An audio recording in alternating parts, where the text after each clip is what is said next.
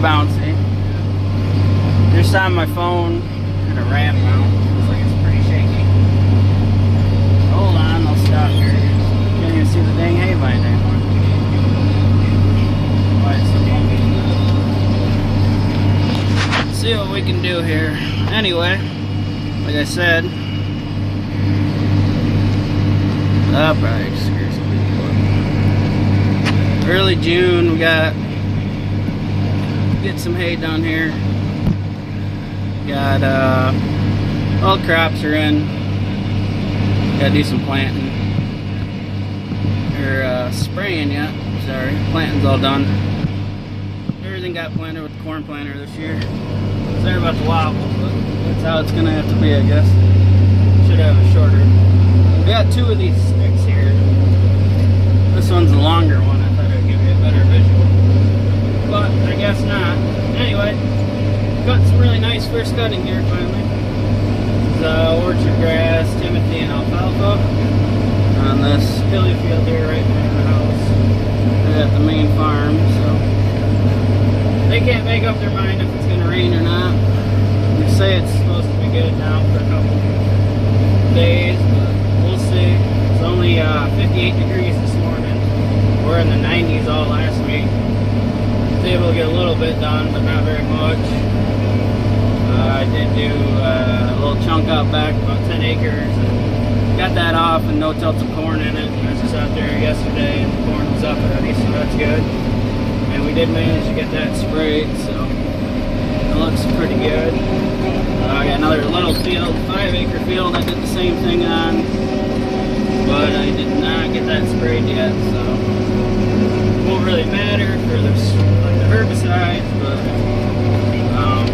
the other field I put 28 on with the sprayer, but right before it rained, so I don't know what I'll do with this one now. I'll either pull out the side dress bar and put the 28 inside the rows, or wait, just top dress it with some coated urea in a few weeks. But anyway, sorry about that vibrating. Oh, what else? The soybeans are up in the field right over here next to us here. We'll see maybe in a minute. Yeah, this hay looks really nice, but like I was saying, it's only 58 degrees today, so it's kind of cold out. It's supposed to be about 70 something today with 30-mile-an-hour winds all day. So it's gonna take a lot to dry this stuff because it's so dang thick. Hopefully we can get her dried out by the end of the week here. Just looking at the ground, there's a lot of moisture down there. The hay's so thick. Going up a big hill right now. We don't have many hills here, but this field here is really rolly. It's nice when you get it seeded hay. It's not the best crop ground, but this hay really took nice on it. So probably flip you guys around here in a second. I know that view you got there isn't the best. But now we're going right back down the hill. It makes it kind of interesting when you're baling it. You gotta always make sure your wagon ain't too full, or when you're at least on the side hill. If we're too full, you don't want to get pushed down the hill. But yeah, so in the old Massey here, just rolled 16,000 hours when I was playing with it the other day. Still going. Hopefully she keeps going. 2955 got an issue. It's got a hydraulic clutch in it, and the slave cylinder, I guess the seal a little went out of it or something, but it's leaking. You got no clutch pressure. So it's basically down to one track here for a while. This was the only one that was really working. I got the 2940 back, so we do have that now for doing hay. Use that for raking and baling, square baling. We put this tractor on the round baler. Yeah, we did end up planting or replanting a little bit of corn. I planted some early corn over at my place. We ended up getting a bunch of rain. 3 inches of rain, and it got really cold. It's pretty low ground to begin with, so the normal drowned out spots were bigger than normal. So I think it was last week, Wednesday, I went maybe only 2 acres total. Wasn't that bad. But that looks like that's starting to come up. What else? Skid steer's back. Been using that. Yeah, hay crop looks real good this year. We get it all off here before it gets rained on. It's nice horse hay. But yeah, that's about it, I guess. Nothing too exciting. Same old, same old. Working on things, breaking things.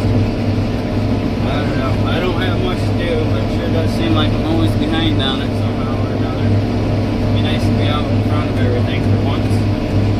Wasn't able to get the one pre-emergent that I wanted to get down on the beans because I got the beans in and it just started raining. And you know, when it's 90 and it's raining, it don't take long for beans to pop out. So probably could have tried, but they recommend like at least a half-inch cover on it before when you're spraying that so it doesn't ding the beans. So I guess I'm gonna have to go a different route on spraying them. I haven't sprayed any of them. Last year I got all of my pre down early on. It worked out nice. I only had to come back once.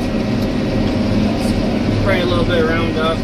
I didn't have any residual problems with weeds last year. A lot of guys around us are really getting bear's tail real bad and whatnot. But there are also a lot of guys that just relied on Roundup only. And I know some of them are probably putting half rates of that on, so it doesn't take long to start causing a resistance problem. I still went with Roundup beans this year. A lot of guys around here switched over to the Dicamba or the Liberty, which I don't know. We'll see how that Dicamba works for some of them. Liberty's not bad. I've used that before. I had Liberty corn a long time ago, back when Liberty first came out. Tried some. It worked real nice. Roundup's still doing it with my pre-emergence and stuff. I get on there and at some point and any extra costs I don't need to associate with yet. I mean, eventually it's obvious that I'm going to have to probably go to at least the Liberty bean, but I'd like to stay away from the Dicamba until I get that all figured out. A lot of my fields are pretty small and they're all next to people's yards and stuff like that. I don't want to have to be dealing with any kind of movement of the product. I did get certified in it. We had a meeting this year for just our regular credits for spraying, keep our restricted use license. I don't know if that's still recording now or not. I don't know why that would come up. Oh, this phone. Anyway, so I got my little certification. I just had a little spiel about Dicamba, how to use it. It's kind of a waste. I think they should have more than what they did. Whatever. So yeah, we get to the end here. I'll stop the video and you guys turn around and give me a different view. But yeah, we're down in the bottom right now and it is a thick hay. Really thick. Oh yeah, and the square balers giving me nothing but problems this year. Started last year, but we were about done, and I thought it was just because the pan was getting loose on the thrower, so I had that. It's all aluminum. I had to take it to the welding shop, had them weld it up. The pins, got it back, put it on, it's still doing the same thing. I guess it's something with the kicker. The baler itself works flawless. Ties up bales all the time. Never had a problem with that. It's just the how it won't throw them in the wagon. We'll take about 5 bales, throw them good, and then all of a sudden 6 bales, nothing. So I actually had John Deere dealer out the other day, but I didn't have much hay to bale with it because it was supposed to rain, so I ended up round baling it after I got fed up with square baling. And they weren't able to find nothing definitive on it, so that's not good. So we gotta get that figured out because this hay here needs to be squared. It's all spoken for. This is probably some of the best hay I got, so. Alright, let's change the view here. Alright, there you go, now you're facing forward. Had to take the round bale monitor off, just kind of let it hang. Mounted on the door right now. That's where I got that mounted, so the only thing you could see was the round bale monitor. Yeah, we just went down the hill there. So yeah, anyway, what was I talking about? Oh, the square baler. So I don't know what the deal is with that. I don't know why the heck it would start acting up. It's been working fine. I mean, it's getting old, but there ain't much to it. Really, I took the valve body off, and there's some O-rings in there I'm just going to replace. They looked alright when I took it apart, but since I got it apart, I might as well replace it. So, I don't know if that doesn't cure it. I'm not sure what to do. I've already done all the things I can find online to do that guys have had, or said, you know, on like Egg Talk and whatnot. That's all just kind of maintenance stuff that I usually do every year anyway. That wasn't the problem, so hopefully she works, because there's nothing worse than having a bunch of hay down that's ready to bale and your square baler is not working like it's supposed to. See, what else can you guys see? You got the white sitting there with the sprayer on it.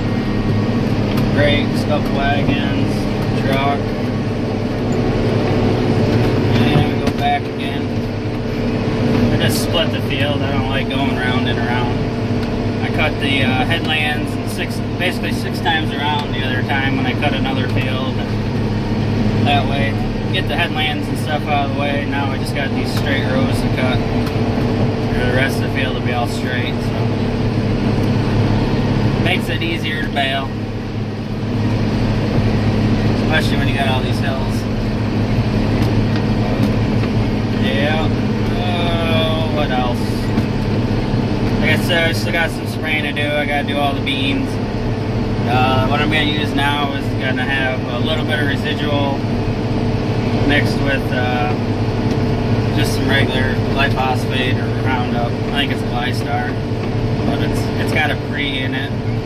It's a pre, but it's not a pre. It's a post, but it's a residual post. So. You see it going up the hill right now. We already went up the steepest parts of it. Now we're starting to go up the other side. Now it starts falling back off to the right here. It's kind of a little hump. If you guys watch any of my really old videos, some of my first ones, I did a video on reseeding parts, and that was in this field. Some of these sand hills here, they just didn't take well on the spring that we had when I seeded it, so came back later in the year, closer to fall, just to drill and put some more seed down in some of the thin spots. And that seemed to work nice. This year she's really nice and filled in everywhere. I mean, you can still see on the high spots it's not as dark green and as lush as the rest of the field, but there's definitely hay there compared to what there was. So. And we did fertilize all the hay this year. I just went and put 200 pounds of triple 19 on everything. Seems to be about the best for the price. I mean, I usually try to at least put potash on, if nothing else, but I like to get that little bit of nitrogen there for the grasses at least. Helps them stay healthy and keeps the field full. You don't want to have bare spots. That's when you start getting your weed pressure and stuff coming in. I have seen a few little weeds in here, but nothing too bad. This seeding, I think this will be the third, or no, it's probably the fourth year on it. So for what it is at 4 years, it's still really good. I can see the alfalfa, some of it's just starting to push blossom, so which isn't a big deal when you're doing horse hay.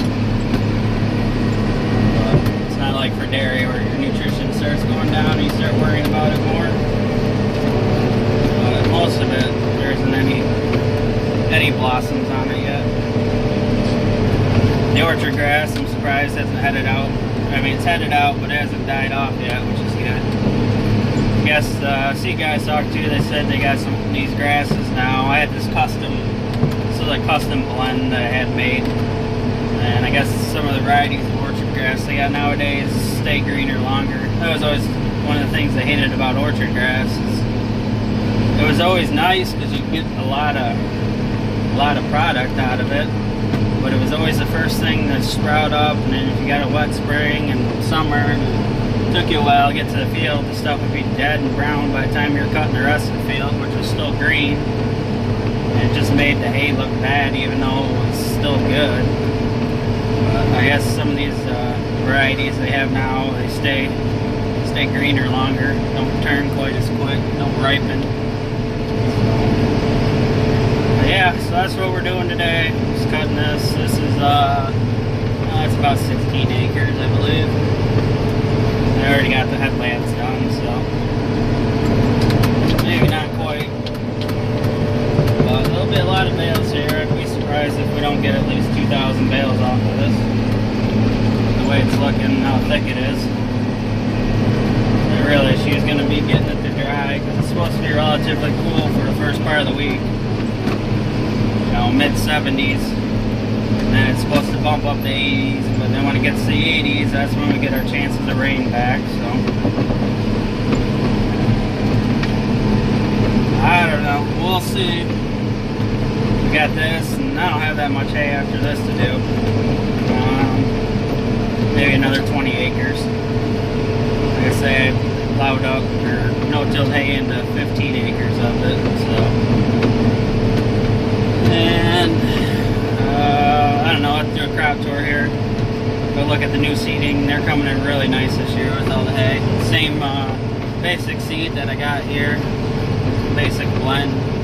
So I was real happy with how it turned out on this field. So we seeded another 30 acres of spring. So trying to get into doing some more hay.